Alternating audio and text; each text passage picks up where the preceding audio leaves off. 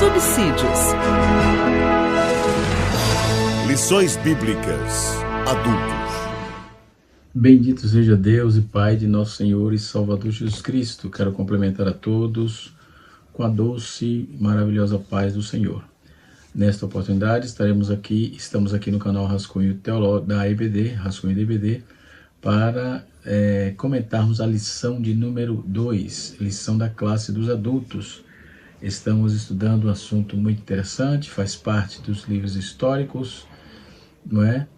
E nós estamos estudando sobre a história de duas mulheres muito importantes para o seu povo nos seus dias, cada uma no seu tempo. Haja vista que há uma diferença aí entre 450 a 500 anos, cerca de meio século, de 5 séculos de diferença.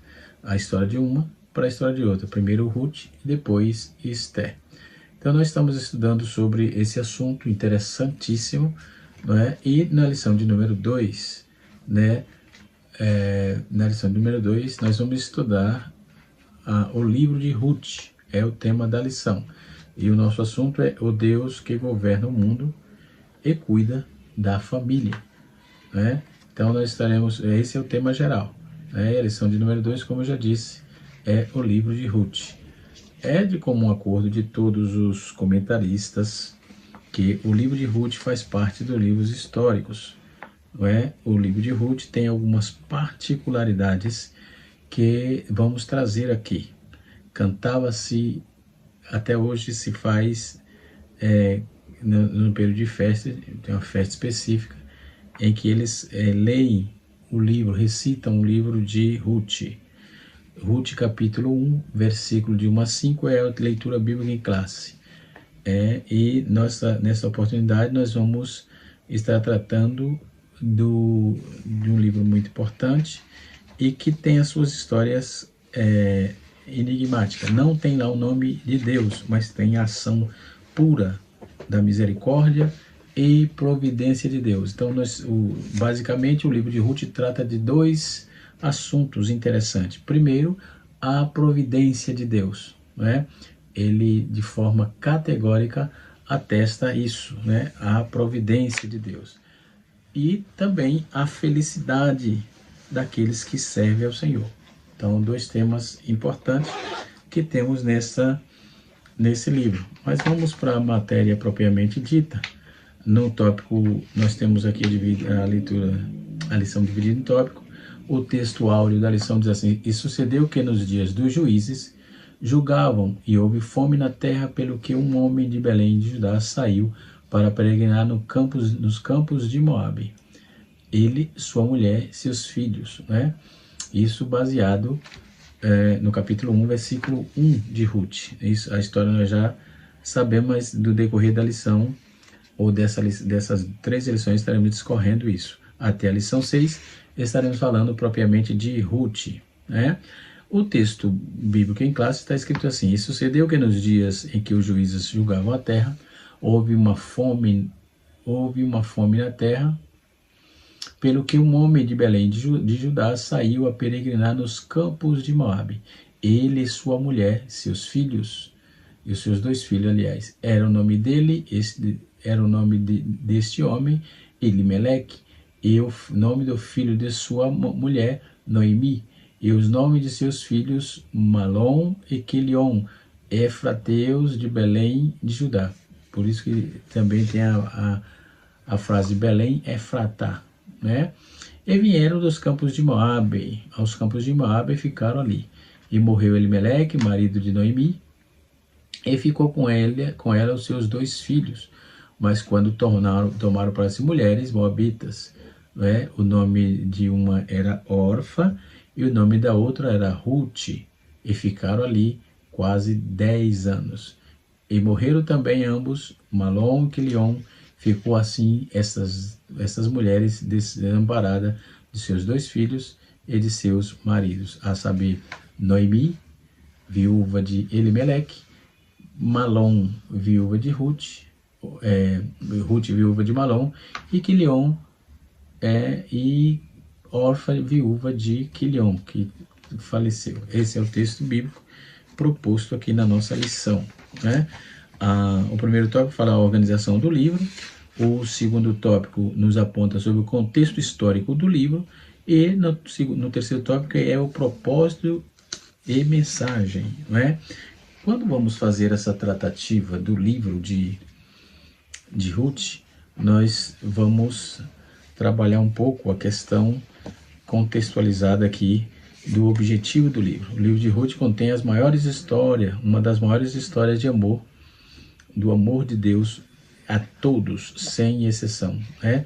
Trata-se do drama romântico de uma jovem moabita sobre uma viúva que se casa com um israelita rico e compassivo chamado Boaz. A semelhança do livro de Esther, este recebe também o mesmo nome da personagem, tanto o livro de Esther quanto o livro de Ruth. Por isso, essa junção dessa revista será muito importante. Então, historicamente, Ruth é a base da aliança.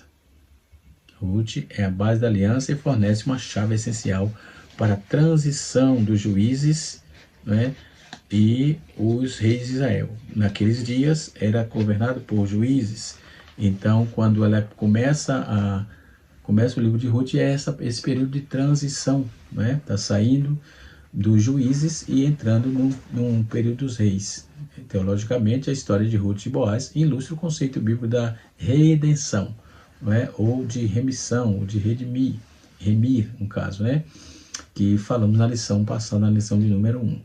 Apesar da origem humilde, Ruth desempenha um papel importante na história do Antigo Testamento, como no caso do seu bisavô, o rei Davi. Ruth capítulo 4, versículo de número 18. Ela faz parte da ancestralidade de Davi e de Jesus de Nazaré, né? Da linhagem da ancestralidade de Jesus de Nazaré, situada aí na época sombria dos juízes, capítulo 1 de Ruth, verso 1, conforme já vimos. Então, a história de Ruth é um raio de luz e esperança para o futuro de Israel. Como o gentio se casa com uma hebreia de Belém, né? Ela retrata o amor de Deus tanto para os hebreus quanto para os gentios. Logo, a excepção de pessoa cai por terra, não é? Mas tudo dentro de um propósito de Deus. Então, a promessa de Deus a Abraão é que ele abençoaria todas as nações da terra, ou seja, começou a ser cumprida ali por meio de Boaz e Ruth, que culminou com o nascimento de no nascimento de Moisés, do Messias, aliás, no nascimento de Messias, e efetivamente a história do Natal, no caso, tem o seu início na jornada de Ruth a Belém, né, onde o seu destino pessoal e espiritual seria cumprido. Como já dissemos, né, Ruth era moabita. Quem era o povo de Moabe? Era o povo da linhagem, que saiu da linhagem do incesto entre Ló e suas filhas, uma das suas filhas, né? Saiu daquele povo, então já tinha problema. Aquele povo não era ante Deus e não servia ao Senhor, eram povos perturbadores de Israel, né? Dentro do contexto histórico, o título do livro, em hebraico, possivelmente, é a modificação de Moabita para a palavra hebraica Reut, né? Que, no caso, se fosse Moabita, era Reut, né? Que significa amizade. Embora o livro seja anônimo, a tradição judaica afirma que foi Samuel o autor desse livro, né? Você vai encontrar muitas pessoas falando, mas é muito próximo que fosse Samuel, né? Nunca se bate o martelo devido aos tempos remotos, né? Além disso, o comentarista Eugene Merrill, ele sugere que com a anexação do livro de Juízes, de Ruth a Juízes, porque saindo do Juízes, está saindo aquele período sangrento, né, do livro de Juízes, e assim sucessivamente. À disposição de 22 livros da Bíblia, né, na Bíblia amplia aí a mesma autoria com uma compilação de 2 livros. Outros ainda afirmam que o escritor não pode ser Samuel, porque o livro menciona Davi, Ruth capítulo 4, verso de número 17 de 22, menciona Davi. Samuel morreu, conforme está escrito no capítulo 25, versículo 1 de 1 Samuel, antes da posse de Davi. Entendeu? Então essa é a defesa para quem diz que não foi Samuel o escritor do livro de Ruth, não é? Davi não pode ser Samuel porque o livro menciona Davi lá no capítulo 4, né? E Samuel morreu, conforme menciona no capítulo 25 de 1 Samuel, versículo 1, antes da posse de Davi, que é mencionado no 2 Samuel, capítulo 2, versículo 5. Acredita-se também a ausência de Salomão e dos reis de Judá, posteriores à genealogia final, indica que o livro não foi escrito depois de Davi. No entanto, a história em si definitivamente ocorreu muito antes e reflete formas arcaicas da poesia daqueles dias, a forma morfológica hebraica daqueles períodos rústicos, né? Hebraico rústico, que foi muitos argumentos que o livro foi escrito na época de Salomão, já que o costume judaico da troca de calçado teve de ser explicado, conforme está em Ruth capítulo 4, verso 7. Então, é um livro muito curioso, que nos traz aí a necessidade de buscar bastante e pesquisar essa demanda, né? É um livro de forma que cabe uma excelência. Estou procurando aqui a história de Israel da CPAD. Eu tenho aqui. Eu não estou achando. Deve estar lá para trás. Mas também traz aqui assuntos pertinentes, não é? Interessante. Para trabalhar um pouco isso, nós temos aqui uma história bíblica de Israel, que vai trazer, aí eu até marquei aqui, nesses períodos, que fala da política, da religião de Israel, no livro de Juízes, fala dos juízes que defenderam, Otniel, sua esposa Elita, contribuiu para um grande sucesso, e, enfim, toda a historicidade está dentro desses compêndios de materiais, de forma que nós temos a necessidade de buscarmos e aprendermos sobre essa demanda da historicidade que aponta aí para a história do livro de Ruth, dentro dessa questão, nós temos informações contundentes sobre a contextualização desse livro, certo? Vamos lá. Outro fator importante é que essas formas de escritas, e quando vamos ver aqui, o leitor deve captar ao menos 4 elementos a fim de compreender a mensagem do livro de Ruth. Primeiro, os moabitas eram descendentes de Ló. Essa questão do incesto que eu falei denota essa descendência em Gênesis capítulo 19, versículo 30 a 38, que viveu no nordeste do Mar Morto, por adorarem Camons e oporem-se à entrada de Israel em Canaã. Nós vamos ver isso em Números capítulo 22 até o capítulo 25. Eles estavam proibidos de entrar na congregação da adoração política de Israel, conforme Deuteronômio capítulo de número 23, versículo de 3 a 6, e os moabitas envolveram-se em inúmeras batalhas com Israel ao longo da história bíblica, Vamos ver isso em Juízes capítulo de número 3, versículo de número 12 a 13, o livro que eu apresentei aqui, História de Israel, ele traz aqui um aporte muito grande sobre essas afirmações, um livro escrito aí por Ian Provan, Philip Long e Tremp Longban, 3. Esse livro, ele realmente nos dá uma contextualização muito interessante, principalmente de forma um pouco mais aguçada academicamente, E, portanto, nós vamos observar que os moabitas se envolveram em inúmeras batalhas, conforme está escrito em Juízes 3, 1 Samuel 14, 2 Samuel 8 e 2 Reis capítulo de número 3. Portanto, o relacionamento não era amigável, eles eram inimigos sempre, Segundo, primeiro, os moabitas eram descendentes de Ló. Segundo, o direito de resgate. Nós vamos estar aí vendo Levítico capítulo 25, versículo 25 a 28, que dava-se a parentes mais próximos, que é o Goel, no caso em hebraico, que é a responsabilidade de comprar de volta a propriedade que tivesse sido hipotecada, né, por motivos de pobreza.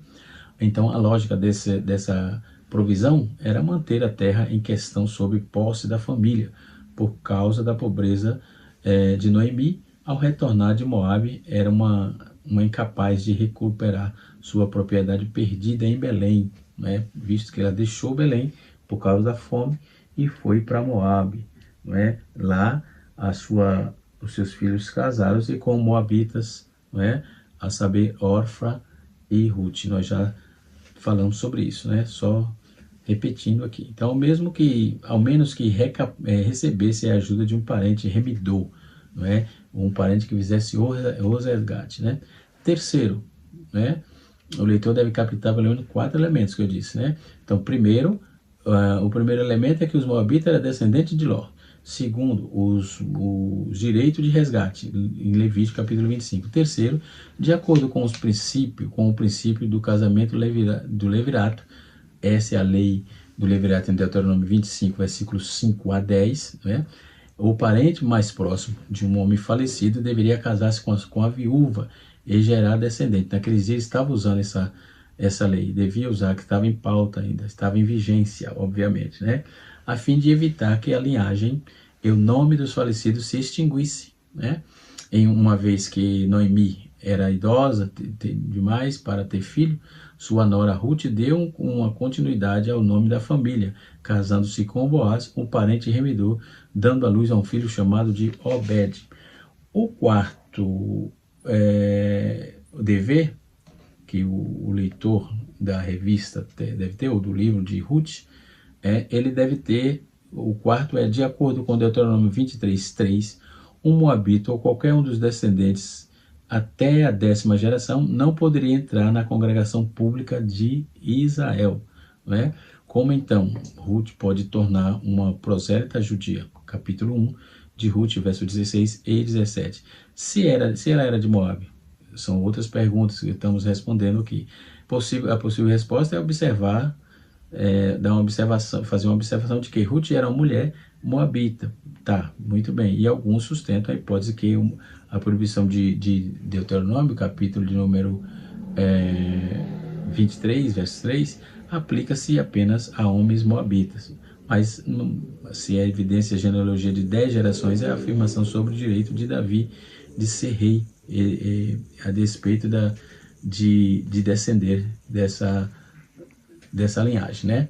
Do nascimento ilegítimo de Pérez, dessas 10 gerações antes, né? Isso vamos ver em Deuteronômio 23, versículo 2, e Gênesis, capítulo de número 38, versículo de número 1 a 30, né?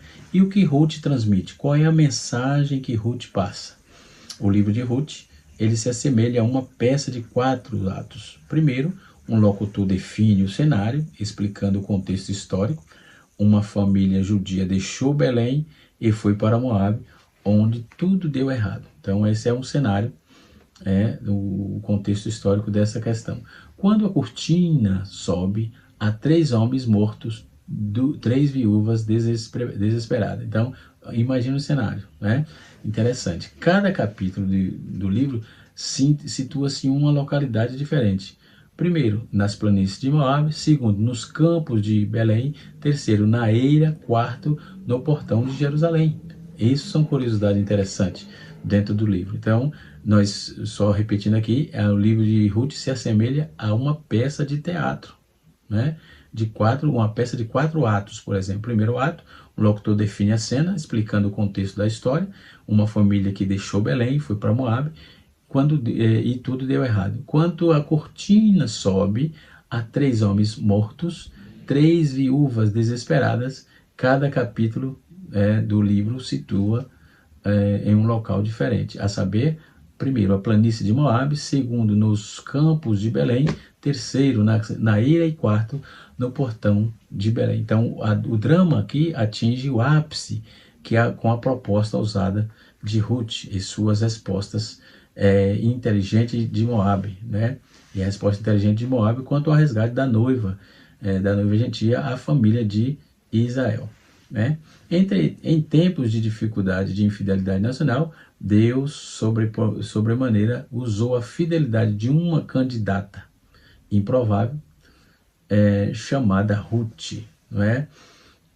Tem um livro, Mulheres Improváveis, né? Muito interessante, né? Vai ajudar bastante na elucidação disso. Eu tenho aqui alguns livros sobre mulheres, né? Um deles é esse, mas tem as Mulheres Improváveis, muito interessante, né? De Abraham Kuyper, Mulheres da Bíblia. Na parte de Ruth, ele vai fazer tudo que já dissemos na lição, no capítulo, na lição de número 1. Não temos menor indicação de que no Ruth, Noemi, de maneira que diferente de Orfa, por exemplo, a disposição de coração de uma totalmente diferente da outra.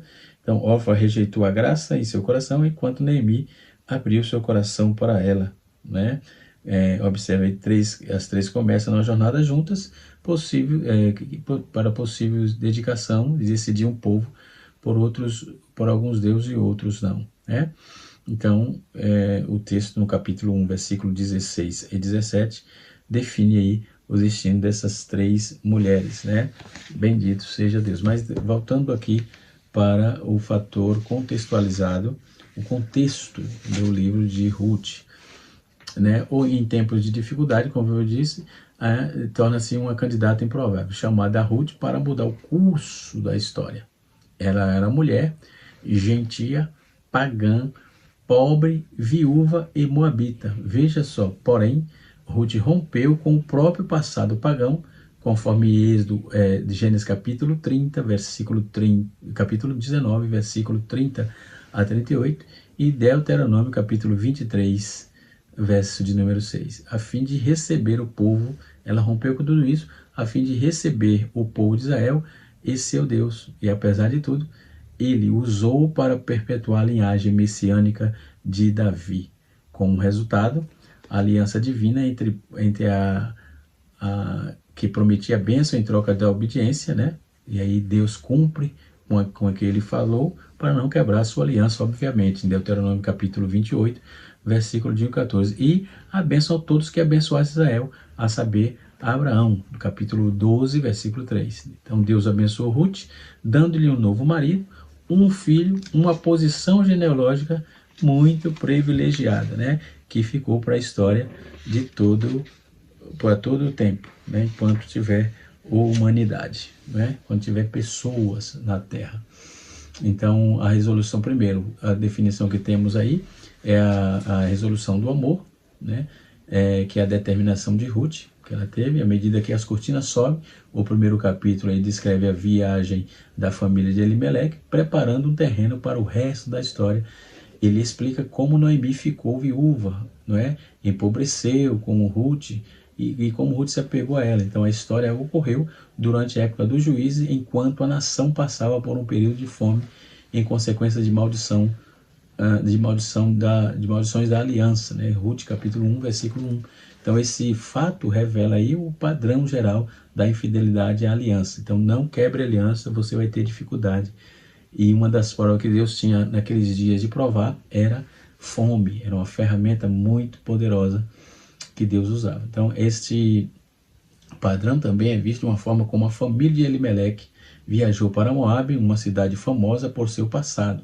Gênesis 19, verso 30 a 38. E também conhecida como opressora Israel. E também o casamento de Malom e Quilion com as duas mulheres moabitas apresentou uma rejeição descarada à aliança. Quando eles fizeram isso, eles não fizeram certo. Eles rejeitaram a aliança e isso trouxe consequência. Mas por causa de Ruth, né, da determinação que ela teve, Deus usou de bondade e de misericórdia, trazendo a remissão para aquela família, para aquele clã familiar, né? Além disso, a morte súbita de Elimeleque, Malom, né, que foi doente, e Quilion foi definhando, né? A morte súbita de Elimeleque e de Malom foi doente, eles adoeceram e morreram. E Quilion definhou, né, também por causa de maldição da aliança, então imposta em razão da desobediência. Não procure não desobedecer, porque isso gera problema, tá? Se desobedecer, precisa de perdão e urgente, né?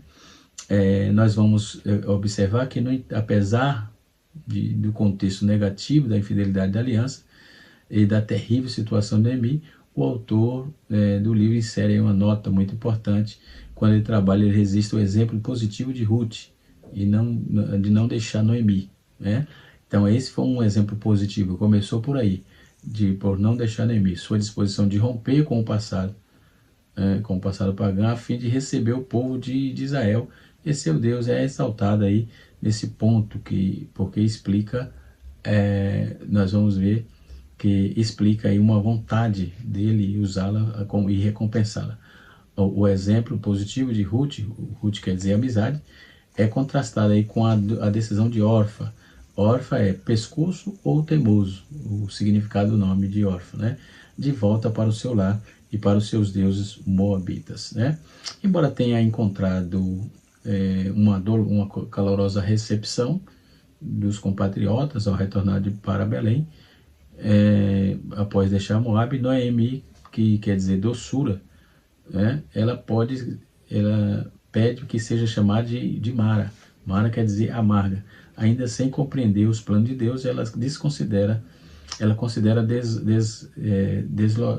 desvalorizada nessa situação. Mas Deus tinha um plano e foi concluído, como a desesperada Noemi tinha aí um parente remidor, né? A resposta da devoção de Ruth está dentro do registro ao encontro providencial com o futuro marido e remidor, que é Boaz. Boaz quer dizer, nele há esperança. Então o compromisso de Ruth com Noemi é visto em seu desejo de respingar entre as gavelas, conforme está escrito no capítulo 19, versículo 9 e 10 de Levítico. Ela fez isso por sua sogra. Respingar significa apanhar o resto deixados pelos ceifeiros da colheita, ou seja, a orientação soberana de Deus ao conduzir Ruth até o campo de Boaz é vista na seguinte declaração: cai-lhe como uma sorte uma parte do campo de Boaz, tá certo? Quando tomou conhecimento de que Ruth, a moabita, que apegara a Noemi, Boaz fez tudo o que estava ao seu alcance para ajudá-la. Por exemplo, ele instruiu que Ruth permanecesse em sua propriedade durante a colheita, até mesmo abençoou com privilégios especiais, no capítulo 2, versículo 8 a 17, não é? E ao proteger Ruth e cuidar dela, né? Então Boaz sentia a responsabilidade dentro desse contexto. É o que está dentro da nossa revista, no contexto da Bíblia hebraica. Já trouxe a datação, a autoria e data, que é a diversidade entre os estudiosos acerca disso, né? Conforme eu já disse, e também o contexto histórico, os tempos dos juízes, também já disse, a opressão de clamor e livramento, e agora o propósito, né? Que é a questão final da nossa revista aqui, ok? Quando vamos observar a resposta do amor, primeiro a resolução do amor, a resposta do amor, o pedido do amor e a recompensa do amor, né? Que isso denota, no capítulo 1, nós vamos ver a resolução do amor, no capítulo 2 nós vamos ver a resposta do amor, no capítulo de número 3 o pedido de amor e decisão de Boaz, e no capítulo de número 4 nós vamos ver a recompensa do amor, que é o destino da família, não é? E assim sucessivamente observamos uma historicidade linda, maravilhosa. Trazendo aqui um detalhe sobre a questão do remidor, que em hebraico quer dizer Goel, a noção de Goel, a redenção, está presente ao longo de todo o livro, formas diferentes das palavras hebraicas de Gael, ou redimir. Derivados são sempre são empregados aí, aliás, esses derivados desse nome são empregados 20 vezes. A palavra Goel é aquele que redime, ou o parente remidor, ou o parente próximo. É encontrado 13 vezes no livro. Na maioria das vezes se faz referência a Boaz, a obra temporal da remissão pode ser comparada a uma obra da eterna redenção de Cristo. Então Boaz redimiu ou comprou Ruth e Noemi da pobreza e da extinção da linhagem familiar, ao passo que a obra crucificial de Cristo, sacrificial, aliás, de Cristo, nos comprou da escravidão do pecado, né? Ruth tinha de confiar na obra de seu remidor, a fim de receber as bênçãos de Deus para a vida dela. nós também devemos confiar na obra redentora de Cristo para que essa obra foi concluída na cruz para recompensar, para recebermos as bênçãos da redenção, não é? Que Deus prometeu a nós outros, né? No capítulo 3, resiste ao passo que ele levar a união conjugal, né?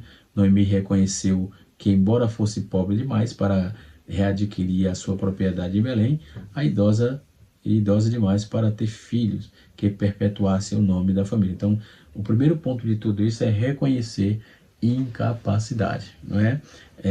E ela reconheceu isso, que já estava de idade e não tinha condição para conseguir as suas propriedades, não tampouco gerar filhos, né?